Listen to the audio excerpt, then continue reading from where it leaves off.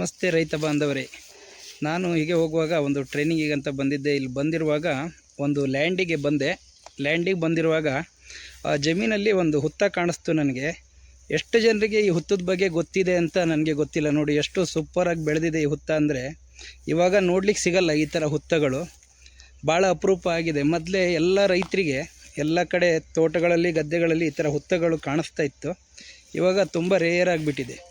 ಇದನ್ನು ನಾನು ಯಾಕೆ ನಿಮಗೆ ತೋರಿಸ್ತಾ ಇದ್ದೀನಿ ಅಂತ ಅಂದರೆ, ಈ ಹುತ್ತನ ಇಲ್ಲಿ ಏನಾಗಿದೆ ಅಂದರೆ, ಈ ಹುತ್ತ ಮೇಲೆ ಎಷ್ಟು ಎತ್ತರ ಬೆಳೆದಿದೆ ಅಲ್ವಾ, ಅಷ್ಟೇ ಕೆಳಗಡೆ ಇರುತ್ತೆ. ಇದು ಏನು ಮಾಡುತ್ತೆ ಅಂದರೆ, ರೈತರಿಗೆ ಭೂಮಿ ಒಳಗಡೆ ನೀರಿನ ಅಂಶವನ್ನು ಹೆಚ್ಚು ಮಾಡಿಕೊಡುತ್ತೆ. ಮಳೆ ಬಂದರೆ ಇದರದ್ದು ರಂಧ್ರಗಳಲ್ಲಿ ನೀರು ಕೆಳಗಡೆ ಹೋಗುತ್ತೆ. ನೀವು ಇದನ್ನು ಸರಿಯಾಗಿ ನೋಡ್ಕೋಬೇಕು. ಇದು ಒಂದು 6 ಫೀಟ್ ಹೈಟ್ ಇದೆ. ಇದು 6 ಫುಟ್ ಕೆಳಗಡೆವರೆಗೂ ನೀರು ಹೋಗುತ್ತೆ. 6 to 7 ಫುಟ್ ಕೆಳಗಡೆ ನೀರನ್ನು ತಗೊಳುತ್ತೆ. ಇದು ತಗೊಳ್ಳೋದ್ರಿಂದ ನಿಮ್ಮ ಬೋರ್ವೆಲ್ ಎಲ್ಲ ತುಂಬ ಇಂಪ್ರೂವ್ಮೆಂಟ್ ಆಗುತ್ತೆ ನೀರು ತಗೊಳ್ಳೋದ್ರೆ. ಆಮೇಲೆ ಭೂಮಿ ಒಳ್ಳೆ ಫಲವತ್ತಾಗುತ್ತೆ. ಇದು ಎಲ್ಲ ಗೊಬ್ಬರ ಆಗುತ್ತೆ. ಇದರೊಳಗಡೆ ಇರುವೆಗಳು ಗೆದ್ದಲಿರುತ್ತಲ್ವ, ಅದು ಎಲ್ಲ ನಿಮಗೆ ಒಳ್ಳೆ ಗೊಬ್ಬರ ಆಗುತ್ತೆ. ಪ್ರತಿಯೊಬ್ಬರು ಎಲ್ಲ ನಾನು ಹೇಳೋದೇನೆಂದರೆ, ರೈತರು ಯಾರು ಇದನ್ನು ಕೆಡಿಸಬಾರ್ದು. ನಿಮ್ಮ ಜಮೀನುಗಳಲ್ಲಿ ಇದನ್ನು ಹೀಗೆ ಇಟ್ಕೋಬೇಕು, ಇದನ್ನು ಬೆಳೆಸಬೇಕು. ಸುಮ್ಮನೆ ನೀವು ಕಳೆನಾಶಕ ಕೀಟನಾಶಕಗಳನ್ನು ಹೊಡೆದು ಇದನ್ನು ಹಾಳು ಮಾಡ್ತಾ ಇದ್ದೀರಿ, ಮಾಡಬೇಡ್ರಿ ಅಂತ ತಮ್ಮಲ್ಲಿ ಕೇಳ್ಕೊತಾ ಇದ್ದೀನಿ. Thank you. ನೋಡಿ, ಇಲ್ಲಿ ಒಂದು ಗಿಡ ತೋರಿಸ್ತಾ ಇದ್ದೀನಿ ನಾನು. ಇದನ್ನು ನೀವೆಲ್ಲ ನೋಡಿರ್ತೀರಿ, ಎಲ್ಲರ ಜಮೀನಲ್ಲೂ ಇರುತ್ತೆ, ಎಲ್ಲರ ತೋಟದಲ್ಲೂ ಇರುತ್ತೆ ಈ ಥರ ಗಿಡಗಳು. ನೋಡಿ, ನಾನು ತೋರಿಸ್ತೀನಿ, ಇದನ್ನು ಮುಟ್ಟು ತೋರಿಸ್ತೀನಿ ನಿಮಗೆ ಯಾವ ಗಿಡ ಅಂತ ಗೊತ್ತಾಗಲಿ ಅಂತ. ನೋಡಿ ಹೆಂಗೆ ಮಡ್ಚ್ಕೊಳ್ತಾ ಇದೆ. ಇದಕ್ಕೆ ಮುಟ್ರ ಮುನಿ ಅಂತಲೂ ಹೇಳ್ತಾರೆ ಕೆಲವರು. ನೋಡಿ, ಸ್ವಲ್ಪ ಮುಂದೆ ಭಾಳ ಇದೆ ಇಲ್ಲಿ ಗಿಡಗಳು, ತೋರಿಸ್ತಾ ಇದ್ದೀನಿ.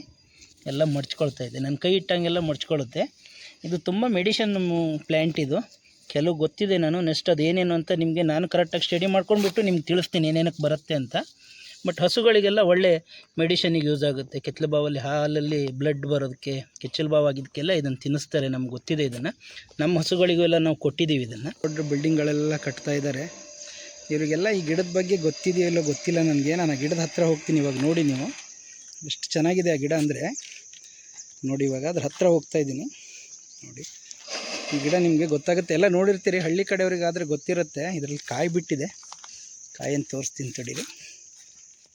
ನೋಡಿ, ಇಲ್ಲಿದೆ ಕಾಯಿಗಳು ಬಿಟ್ಟಿದೆ. ಇಲ್ಲಿ ನೋಡಿ, ಇದ್ರ ಕಾಯಿಗಳು ಕಾಣಿಸ್ತಾ ಇದೆ ಅಂದ್ಕೊಂಡಿದ್ದೀನಿ ನಿಮಗೆ. ತುಂಬ ಚೆನ್ನಾಗಿ ಇದನ್ನು ಯೂಸ್ ಮಾಡಬೇಕು. ಹಳ್ಳಿ ಕಡೆಯವ್ರು ಆಗಿಬಿಟ್ರೆ ಇದನ್ನೆಲ್ಲ ಕೊಯ್ದುಬಿಟ್ಟು ಸಾಂಬಾರು ಮಾಡ್ಕೊಂಡು ತಿಂತಾರೆ.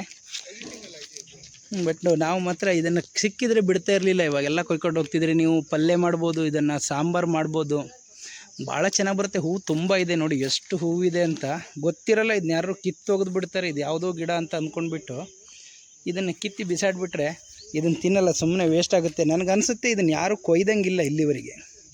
ಹಾಗಿದೆ, ಯಾರೂ ಕೊಯ್ಲಿಲ್ಲ, ಎಲ್ಲ ಹಂಗಂಗೆ ಬಿಟ್ಟಿದ್ದಾರೆ. ಕೊಯ್ದು ಇದನ್ನು ಯೂಸ್ ಮಾಡ್ಕೊಳ್ಳಿ ಅಂತ ಹೇಳ್ತೀನಿ.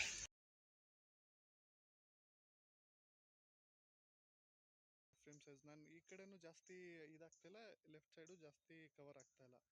ಸೊ ನಾನು ಏನಾದರೂ ತೋರಿಸ್ಬೇಕು ರೊಟೇಷನ್ ಮಾಡಿ ಅಂದರೆ ನಾನು ಹಿಂಗೆ ರೊಟೇಟ್ ಆಗ್ತೀನಿ ಸ್ಲೋ ಆಗಿ, ಮಾತಾಡ್ತಾನೆ. ಇಲ್ಲ ನೀವು ಬೇರೆ ಒಂದೇ ಜಾಗದಲ್ಲಿ ನಿಂತ್ಕೊಂಡು ಮಾತಾಡಂಗಿದ್ರೆ ಹಿಂಗೆ ತೋರಿಸ್ಬಿಟ್ಟು ಮಾತಾಡ್ಬೋದು. ಬಟ್ ನನ್ಗೆ ಗೊತ್ತಾಗಿ ಸ್ವಲ್ಪ ಹಿಂಗೆ ರೊಟೇಷನ್ ಎಲ್ಲ ಮಾಡಿದ್ರೆ ನಿಮ್ಗೆ